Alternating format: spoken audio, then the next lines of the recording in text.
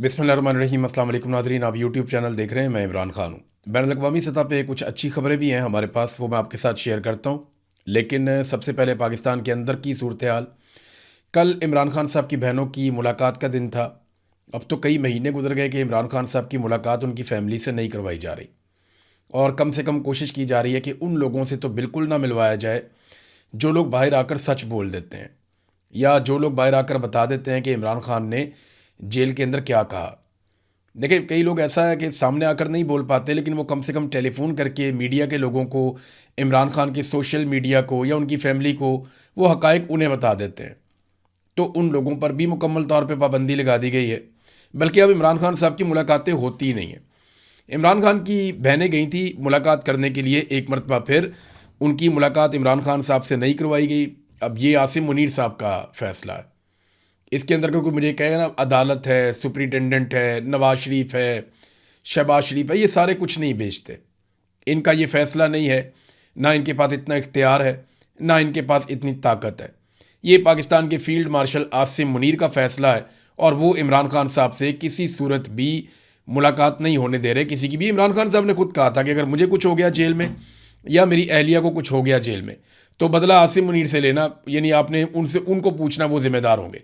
ये इमरान खान साहब एक मरतबा नहीं कई मरतबा कह चुके हैं। तो एक मायूसी भी है पाकिस्तान तहरीक इंसाफ में कि ये क्या हो रहा है, लोग क्यों नहीं निकलते। इमरान खान साहब की बहनों ने बुलाया सबको, लेकिन लोग पहुंचे नहीं, बहुत थोड़े लोग पहुंचे।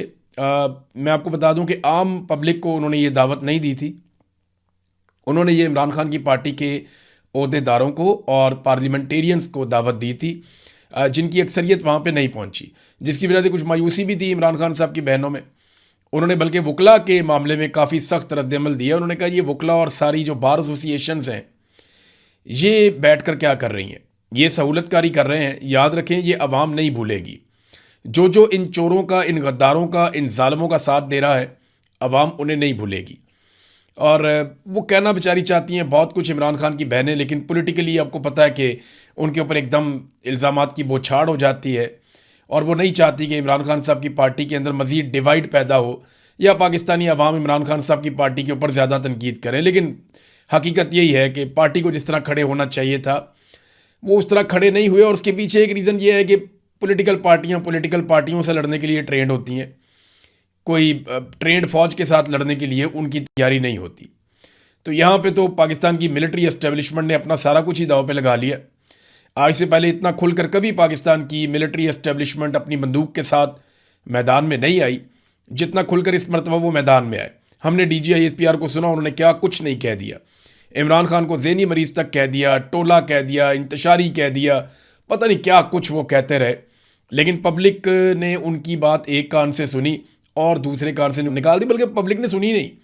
आप सोशल मीडिया पे उठा के देखें ना, ISPR को जितना पहले सुना जाता था, अब अगर आप उनके व्यूज़ देखें तो ना होने के बराबर हैं उसके मुकाबले में जो पहले उनके व्यूज़ होते थे। ये लड़ाई जो है ना, ये इक़्तिदार की लड़ाई नहीं है, ये उसूल की लड़ाई होनी चाहिए। आज पाकिस्तान तहरीक इंसाफ का मार खाने का टाइम है, तो उन्हें मार भी खानी चाहिए, और डट कर मार खानी चाहिए, इज्जत के साथ सर उठाकर मार खानी चाहिए।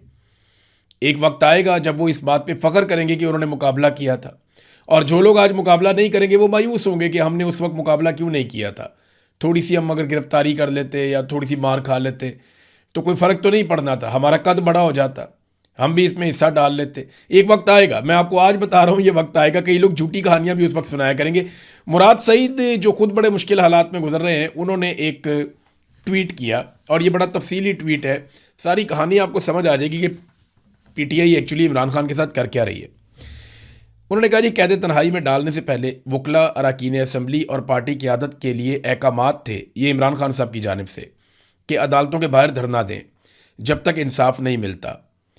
इन सब को झंझोड़ झंझोड़ कर याद करा चुका हूँ। वकला के नाम भी सख्त पैगाम था, और क्यों ना होता। पार्टी ओहदों से लेकर असम्बली टिकट और बार इलेक्शन तक इमरान खान के नाम पर लड़े जाते हैं, लेकिन खान साहब के अहकामात के बावजूद अदालत के बाहर मुस्तकिल बिमा अरकान असम्बली धरना नहीं दिया जा सकता। पहले बारिश थी, फिर रमज़ान आ गया, अब गर्मी आ गई है। खान साहब की बीमारी, ड्रोन हमले, ऑपरेशन, बदलते हुए बैनुल-अक़वामी हालात, पेट्रोल की कीमतों में होशरुबा इजाफे, बेजा लगने वाले टैक्सेस, महंगाई के तनाजुर में तहरीक चलाने की सलाह दी। सिर्फ सूबा नहीं, मुल्क बंद करने का भी प्लान बना। इमरान खान की सेहत के मामले पर मुतहर्रिक होने की दरख्वास्त भी की। ऐवानों से इस्तीफ़े के ज़रिए हुकूमत से लेजिटिमेसी वापस लेने के लिए सबसे पहले अपने इस्तीफ़े की पेशकश भी की। मैं ये समझता हूँ कि इमरान खान की असीरी का जिम्मेदार इनमें से कोई फ़र्द नहीं है, बल्कि बैनुल-अक़वामी एस्टेब्लिशमेंट की ईमा पर बरसरे पैकार आसिम मुनीर, कानूनी और गैर कानूनी तौर पर उसके मातहत आने वाले इदारे और उसके इशारों पर नाचने वाली सियासी क़ुव्वतें। मगर क्या इमरान खान अपनी ज़ात के लिए कैद में है? क्या इसकी रिहाई के लिए अपनी पूरी कुव्वत से कोशिश करना भी किसी का फ़र्ज़ नहीं है? क़यादत से लेकर कौम तक किसी का भी नहीं है? अच्छा, ये बार बार मुराद सईद एक्चुअली बता रहे हैं कि जो कुछ उन्होंने पाकिस्तान तहरीक इंसाफ के साथ बात की, जो चीज़ें तय हुई, उनमें से कुछ भी नहीं हुआ। बल्कि उन्होंने बहुत सारी चीज़ें ऐसी की कि सियासी कमेटी खुद को मुहिब वतन साबित करने के लिए एमरजेंसी इजलास बुला सकती है, तंजीमी ओहदों के लिए नए नए नोटिफिकेशन कर सकती है, सूबाई हुकूमत फार्म 47 वज़ीर आज़म और सदर के साथ बैठ सकती है, कोर कमांडर हाउस का रुख कर सकती है।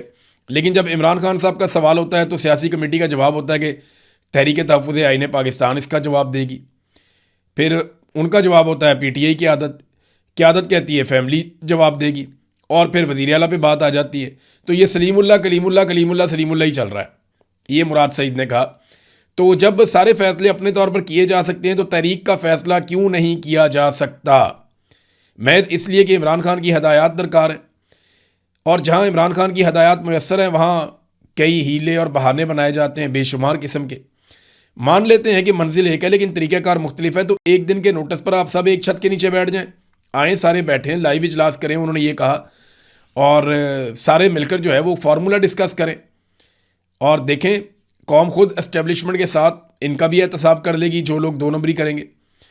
तो अब मुराद सईद ने ना बड़े गिले शिकवे किए हैं, बहुत सारी ऐसी चीज़ें की हैं। 4 साल हो गए इमरान खान के साथ, ये हो गया।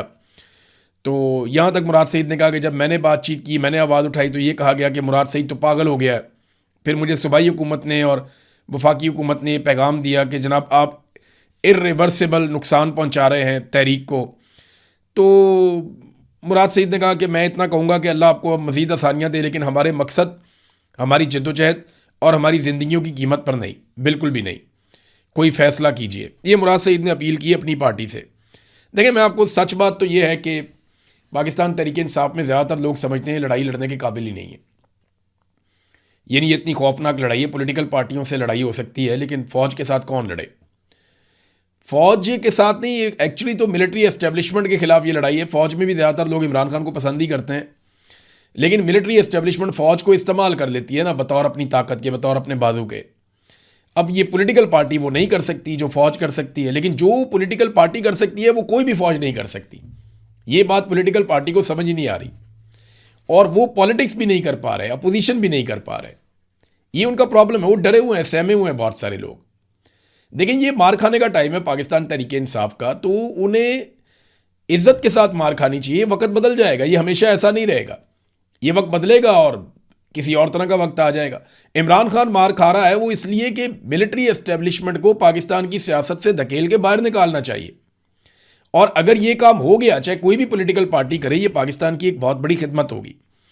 बहरहाल अलीमा खानम ने कहा कि अगले हफ्ते के लिए कोई वादा उनसे किया गया है कि सुहेल अफरीदी अपनी पूरी जमात के साथ, यानी वहाँ पे 92 MPs हैं, वो कह रहे हैं जी हम अपने सारे MPs लेकर और मैं खुद भी बहनों के साथ अडियाला जेल के बाहर आऊँगा और दबाव डालेंगे कि इमरान खान साहब से उनकी बहनों की मुलाकात करवाई जा सके। फिर वहाँ पे वो धरना देंगे।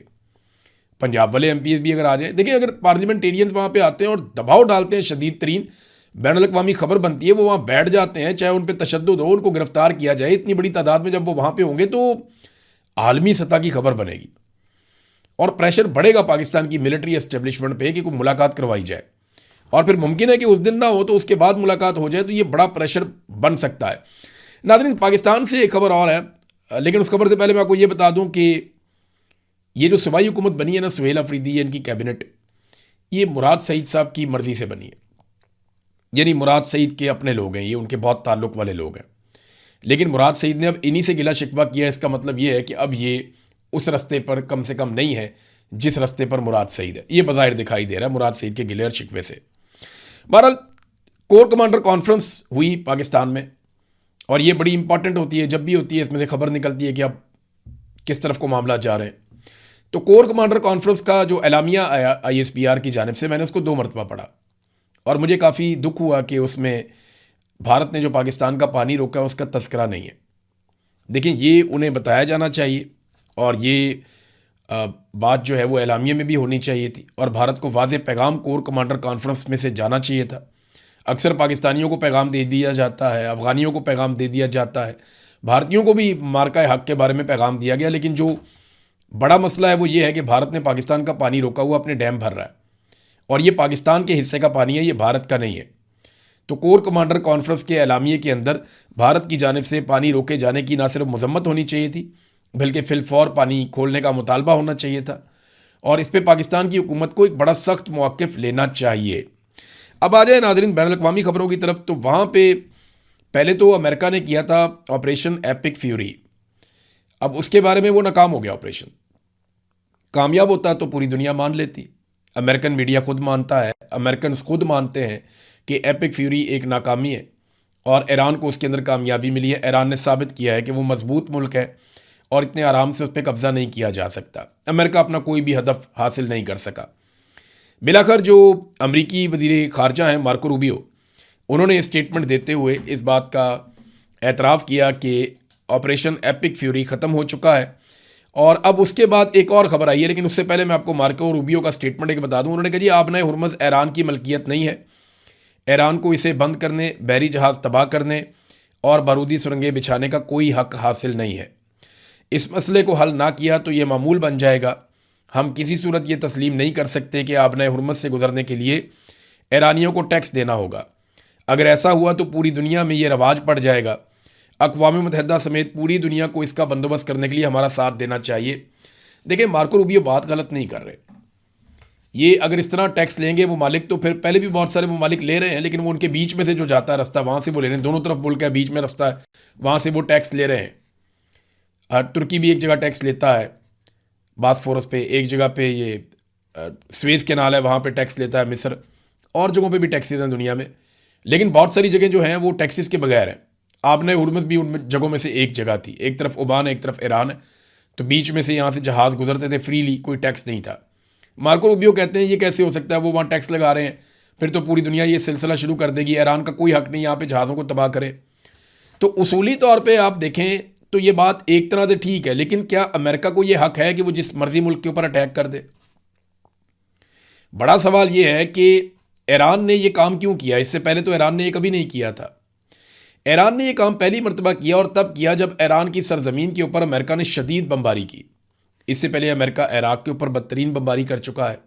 शाम के हालात आपके सामने, वहाँ पे बहुत खौफनाक अटैक हो चुका है और इसराइल के साथ मिलकर अमेरिका ये अटैक करता है। तो लीबिया के अंदर जो कुछ हुआ वो भी आपके सामने है, जो इस वक्त सूडान में हो रहा है वो आपके सामने है, जो गाज़ा में हो रहा है वो आपके सामने है, जो अमेरिका ने वियतनाम में किया वो भी आपके सामने है, जो अफ़गानिस्तान में अमेरिका ने किया वो भी आपके सामने है। तो अब ईरान के ऊपर भी अमेरिका ने ऐसे ही अटैक कर दिया। तो अगर ईरान को यह हक नहीं है कि वो अपने करीब से गुजरने वाले पानी को कंट्रोल करे, तो अमेरिका को यह हक कैसे मिल जाता है कि वो दुनिया के दूसरे कोने से उठकर आए और आकर किसी भी मुल्क को, उसके निज़ाम को कंट्रोल करे? सवाल तो ये भी पैदा होता है ना। मार्को रूबियो की बात में अगर लॉजिक है तो फिर मार्को रूबियो को इस बात का भी दुनिया को जवाब देना पड़ेगा।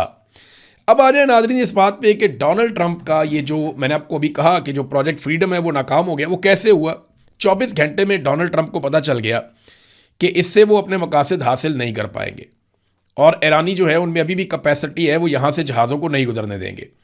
डोनाल्ड ट्रंप का अंदाज़ा ये था या उन्हें ये बताया गया था कि हम दुनिया भर के बहरी जहाज़ों को एक साथ कायल करेंगे और हम अमेरिकन उनके साथ जुड़ेंगे, अपने जंगी जहाज़ों को भी लेंगे, अपनी फ़ौजी ताकत को भी आसमान में रखेंगे, हमारे बहुत सारे हेलीकॉप्टर्स और बहुत सारे जहाज़ हवा में मौजूद रहेंगे और बड़ी तेज़ी से हम मूव कराएंगे। सारी दुनिया जब हमारे साथ चलेगी तो ईरान के ऊपर प्रेशर आएगा और हम ये अनाउंस कर देंगे हमने आबनाए हुर्मुज़ को खोल दिया और ईरान दुनिया भर के बहरी जहाज़ों पे अटैक नहीं कर पाएगा। ये उनके दिमाग में था, लेकिन अमेरिका के ऊपर तजारती बहरी जहाज़ों के हमले ने एतबार ही नहीं किया। यानी अमेरिका अपनी क्रेडिबिलिटी खो चुका है और इस वक्त ईरान की ज़बान के ऊपर ज़्यादा एतबार करती है दुनिया, क्योंकि ईरान ने करके दिखाया। डोनाल्ड ट्रंप बार बार अपनी बात से मुकर जाते हैं। अगर वहाँ पे जहाज़ तबाह हो जाएं, लोग मर जाएं, तो डोनाल्ड ट्रंप ने तो कल को हाथ झाड़ के कह देना है कि जनाब ये मिस हो गया था, तो अब हम दोबारा ठीक कर लेंगे और अब ईरान के साथ फिर बातचीत हो रही है। तो इनके जहाज़ कैसे वापस आएंगे या ज़िंदगियाँ कैसे वापस आएंगी। तो लोगों ने अमेरिका पे एतबार नहीं किया, ईरान की धमकी को उन्होंने सीरियस लिया। उन्होंने कहा नहीं, ये वाकई मारेगा। और अभी ये इतला आई है, ये बरतानिया का एक सिस्टम है UKMTO, इन्होंने रिपोर्ट किया है कि एक बहरी जहाज़ के ऊपर अटैक हुआ, नामालूम हथियार से जहाज़ को निशाना बनाया गया। ये नहीं बताया कि किसने निशाना बनाया, कुछ लोग जख्मी हुए, ये भी इतला मिली है एक बहरी जहाज़ पे, लेकिन ये किसने बनाया, कैसे हुआ, इसके बारे में नहीं पता। बहरहाल अमेरिका का जो अंदाज़ा था, एकदम बहुत बड़ा वो जहाज़ों का रिवर देके गुजर जाएंगे आपने हुर्मुज़ में से और ईरान बेबस हो जाएगा, पूरी दुनिया के जहाज़ होंगे, वो अमेरिका कामयाब नहीं हुआ और 24 घंटे के बाद नाकामी उनका मुंह चढ़ा रही थी और आपने हुर्मुज़ जहाज़ों से खाली था। डोनाल्ड ट्रंप ने अपनी शर्मिंदगी मिटाने के लिए एक मरतबा फिर पाकिस्तान का कार्ड इस्तेमाल कर दिया। जब भी डोनाल्ड ट्रंप से कुछ गलत हो जाता ना, वो कहता है मुझे शहबाज शरीफ ने कहा, मुझे फील्ड मार्शल ने कहा, मुझे पाकिस्तान ने कहा, तो अब मैं ये करने जा रहा हूँ। वो हर कमज़ोर चीज़ हमारे खाते में डाल देता है। ट्रंप ने कहा कि प्रोजेक्ट फ्रीडम को थोड़ी देर के लिए रोक दिया जाएगा ताकि ये देखा जाए कि आया ईरान के साथ किसी मुआहदे को हतमी शक्ल दी जा सकती है और उस पर दस्तखत किए जा सकते हैं। पाकिस्तान और दीगर ममालिक की दरख्वास्त, ईरान के खिलाफ मुहिम के दौरान हमें हासिल होने वाली ज़बरदस्त अस्करी कामयाबी और इस हकीकत के पेश नज़र कि ईरान के नुमाइंदों के साथ एक मुकम्मल और हतमी मुआहदे की जानिब बड़ी पेशरफ्त हुई है। वो कह रहे जी हमारा तो ईरान के साथ बड़ी ज़बरदस्त पेशरफ्त हो रही है। तो हमने बामी तौर पर इत्तफाक किया कि अगरचे नाकाबंदी नाफज रहेगी, जो पहले लगी हुई है नाकाबंदी, वो हम जारी रखेंगे, ताहम प्रोजेक्ट फ्रीडम, ये 24 घंटे के अंदर डोनाल्ड ट्रंप ने कह दिया, आपने हुर्मुज़ से जहाज़ों की नकलो हरकत को मुख्तसर मुद्दत के लिए रोक दिया जाए ताकि ये देखा जा सके कि आया इस मुआहदे को हतमी शक्ल देकर दस्तखत किए जा सकते हैं या नहीं। ये ट्रंप ने कहा जनाब कि हम इस ऑपरेशन को भी रोक रहे हैं। पहले ऑपरेशन एपिक फ्यूरी नाकाम हो गया, ख़त्म हो गया, अब प्रोजेक्ट फ्रीडम जो है वो भी नाकाम हो गया और डोनाल्ड ट्रंप ने उसे ख़त्म कर दिया, उसका ऐलान कर दिया। दावा यह किया कि ईरान के साथ हमारे कोई मुज़ाकरात बड़े कामयाब हो गए। अब यहाँ पे आप ईरानी सदर का स्टेटमेंट सुने ताकि आपको आइडिया हो जाए कि क्या वाकई मुज़ाकरात कामयाब हो रहे हैं। तो ईरानी सदर डॉक्टर मसूद पशकियान ने कहा कि ईरान पर अमेरिका के मुतालबात नामुमकिन हैं। हमारा मसला यह है कि एक तरफ तो अमेरिका हमारे मुल्क के ख़िलाफ़ ज़्यादा से ज़्यादा दबाव की पॉलिसी पर गामजन है, मैक्सिमम प्रेशर डाल रहा है, और दूसरी तरफ ये तवक्को रखता है कि इस्लामी जमहूरिया ईरान मुज़ाकरात की मेज़ पर आए और बिलाखिर अमेरिका के यकतरफा मुतालबात के सामने सरेंडर कर दे। जबकि इस तरह की मसावात नामुमकिन, यानी ये नहीं हो सकता, ये नामुमकिन है, ये नामुमकिन है, 2 मरतबा उन्होंने कहा। एक तरफ ईरानी सदर कह रहे हैं कि अमेरिकन मुतालबात को तस्लीम करना नामुमकिन है, दूसरी तरफ डोनाल्ड ट्रंप अपनी खिफत ऐसा लगता है कि मिटा रहे हैं और वो ये कह रहे हैं कि जनाब पाकिस्तान के कहने पे क्योंकि बहुत बड़ी कामयाबी हो गई मुज़ाकरात में, लिहाजा हम प्रोजेक्ट फ्रीडम मनसूख कर रहे हैं या उसको रोक रहे हैं। ये नादरीन हालात पैदा हो गए डोनाल्ड ट्रंप के लिए। एक और नादरीन यहाँ पे खबर है, और वो खबर है जो ईरानी मीडिया है ना, जो सरकारी मीडिया है, उन्होंने डोनाल्ड ट्रंप के स्टेटमेंट के ऊपर एक रद्द अमल जारी किया है ईरान की जानिब से। उन्होंने कहा जी कि आबना हुर्मुज़ से निमटने में अमेरिका की नाकामियों के बाद डोनाल्ड ट्रंप ने नाम नहाद प्रोजेक्ट फ्रीडम को मुअत्तल करने का ऐलान कर दिया है, जिसे उन्होंने बज़ाहिर इसलिए शुरू किया था कि जहाज़ आबना हुर्मुज़ से गुजर सकें। अपने मंसूबे की नाकामी को किसी न किसी तरह छुपाने की कोशिश में ट्रंप ने अपने मामूल के झूठे दावों को जोड़कर लिखा है, पाकिस्तान और दीगर ममालिक की दरख्वास्त पर और ईरान के खिलाफ हमारी कार्रवाइयों में हासिल होने वाली नुमायां अस्करी कामयाबी, आगे ना डोनाल्ड ट्रंप का स्टेटमेंट उन्होंने पूरा का पूरा कॉपी कर दिया है। तो वो ये कह रहे हैं कि डोनाल्ड ट्रंप ने झूठ बोला, ऐसा कुछ नहीं हुआ, कोई ऐसी डेवलपमेंट नहीं हुई जिसकी बुनियाद के ऊपर डोनाल्ड ट्रंप इतना बड़ा दावा कर सके। नाज़रीन, ईरान ने खबरदार किया है कि आपने हुर्मुज़ से गुजरने का जो वाहिद महफूज रास्ता है वो वही है, वही कॉरिडोर है जो ईरान ने मुकर्रर किया है, वहीं से सारे जहाज़ों को गुजरना होगा। किसी और रास्ते से जहाज़ जाएंगे तो वो ख़तरे में होंगे और ईरानी नेवी जो है वो सख्त कार्रवाई भी करेगी। वैसे भी वहाँ पे बहुत सारी जगहों पे बारूदी सुरंगें हैं पानी के अंदर, और इतनी बारूदी सुरंगें हैं कि उनसे जहाज़ तबाह हो सकते हैं। लिहाजा जहाज़ों को उसी रास्ते पे आना होगा जो रास्ता ईरान जहाज़ों को बता रहा है। ये भी तो एक पंगा है ना, पानी में बेशुमार बारूदी सुरंगें उन्होंने बिछा दी हैं। अब वहाँ कोई भी जहाज़ अचानक टकरा जाए और वो फट जाए तो उससे जहाज़ को नुकसान हो जाएगा। लिहाजा इससे बचने के लिए उसी कॉरिडोर में आना पड़ेगा जिसका ईरान को पता है, और वहाँ पे बिल्कुल महफूज है पानी का रास्ता और वहाँ कोई नुकसान भी नहीं हो सकता। लिहाजा ईरान ने ये एक स्टेटमेंट दिया है। एक और चीज़ मैं आपको बताऊँ, जो गुज़िश्ता रात थी ना, एक तो ये अभी रात गुजरी है और एक इससे पिछली जो रात थी, उस रात को बहुत ज़्यादा मूवमेंट थी आबना हुर्मुज़ के ऊपर, मिडल ईस्ट में अमरीकी तैयारे बहुत ज़्यादा गश्त कर रहे थे, बहुत ज़्यादा फिर रहे थे। लेकिन जो अभी रात गुजरी है इसमें कुछ ऐसा नहीं हुआ। इसमें बिल्कुल एक खामोशी थी, जो एक बड़ी अच्छी बात है। अमरीकी एयरफोर्स के 2 तैयारों के हवाले से ये इतला भी आई, ये टैंकर्स हैं, यानी ये फ्यूल भरते हैं हवा के अंदर ही, और ये सपोर्टिव अमेरिका के तैयारे, अमेरिकन एयरफोर्स के।